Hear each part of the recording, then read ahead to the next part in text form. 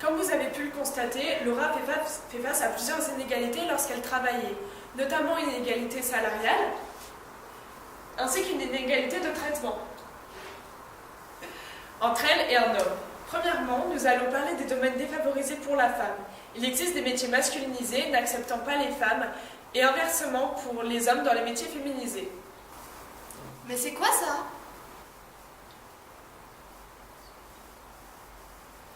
Voici Jana, un diagramme à bâton qui a été publié par l'INSEE et qui a été repris en 2010 par Le Figaro. Mais c'est quoi ça? Ça nous sert à montrer la proportion des femmes dans chaque secteur d'activité. Merci professeur Héloïse. Avec plaisir. Passons aux choses sérieuses. Nous pouvons voir que les femmes sont réparties inégalement selon les secteurs d'activité. La majorité des femmes sont dans les secteurs féminisés de l'action sociale, de la santé, l'enseignement, la finance et les assurances, l'administration publique et l'immobilier. Tandis qu'elles sont minoritaires dans les domaines masculinisés, des activités juridiques, de la restauration et de l'hébergement, de l'audiovisuel, de la recherche-développement scientifique, de l'informatique, les transports, la gestion et la construction.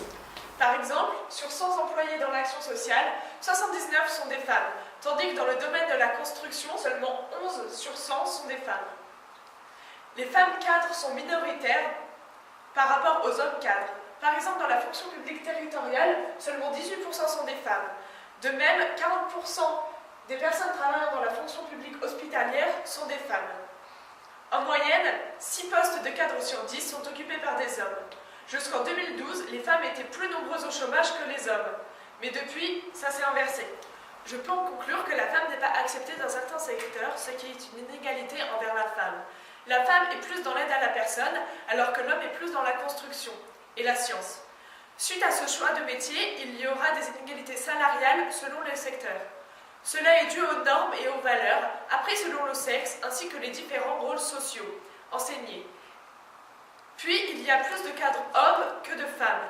Les individus sont influencés par leurs milieux sociaux, leur sexe et leurs origines sociales, pères cadres, ouvriers ou autres situations. Deuxièmement, il y a des différences de traitement entre les hommes et les femmes dans le monde du travail. Autrefois, les femmes ne pouvaient pas évoluer dans la hiérarchie de leurs entreprises. Aujourd'hui, elles y arrivent, mais encore difficilement, car les hommes ne se font pas à l'idée de voir des femmes plus haut placées qu'eux, et donc ils supportent encore moins de recevoir des ordres d'elles.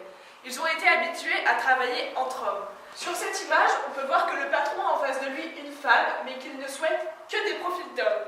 Cette femme ne sera donc pas embauchée, car c'est une femme. Ce patron est comme beaucoup d'autres. Il favorise les hommes malgré le fait qu'ils peuvent être moins diplômés qu'une femme, car elle lui coûtera plus cher si elle prend des congés maternité ou des congés maladie pour ses enfants, etc. C'est donc une inégalité de traitement entre les hommes et les femmes qui se réduit mais persiste encore. Par la suite, Laura est également confrontée à un homme qui est plus payé qu'elle, alors que leurs postes sont les mêmes et que le nombre d'heures de travail de Laura est supérieur. C'est à cause du patron qui favorise l'homme par rapport à elle. De nombreux patrons sont comme celui-ci, mais d'autres tentent de valoriser la femme dans le marché du travail. Comme Laura, d'autres font face à cette inégalité salariale, alors que dans les droits du travail, il est clairement écrit que la femme a le droit à un salaire égal à l'homme. Tout employeur est tenu d'assurer pour un même travail et pour un travail à valeur égale l'égalité de rémunération entre les hommes et les femmes.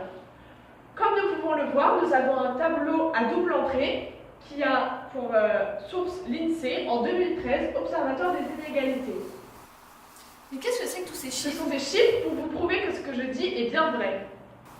Allons-y! Regardons plus près. 90% des femmes gagnent un salaire inférieur à 3 036 € par mois en équivalent temps plein et gagnent 22% de moins que les hommes, soit 856 €. Des femmes gagnent plus de 3 756 € par mois en équivalent temps plein, soit 25% de moins que les hommes.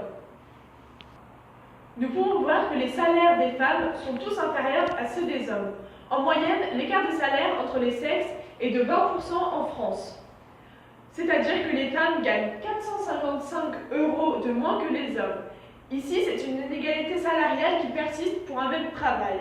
Mais j'espère que ça vous a intéressé et que ça vous a éclairé sur le sujet des inégalités dans le monde du travail. À bientôt!